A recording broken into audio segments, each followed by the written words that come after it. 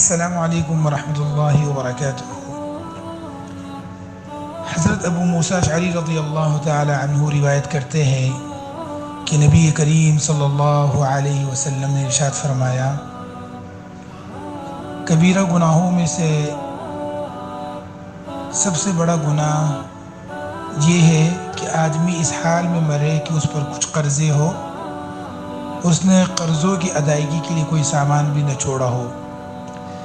اسی طرح ایک اور روایت میں نبی کریم صلی اللہ علیہ وسلم کے ارشاد گرامی ہے کہ شہید کی ہر چیز معاف کر دی جائے گی مگر اس کا ادار معاف نہیں کیا جائے گا، یعنی اگر یہ شہید آدمی کسی کا مقروض ہو، اس کے ذمے کسی کے پیسے دینے ہو تو یہ معاف نہیں کیا جائے گا۔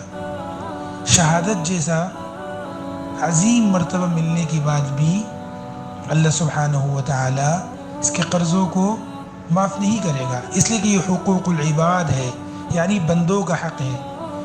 جو بندوں کا حق ہوگا وہ بندوں کے معاف کرنے ہی سے معاف ہوگا۔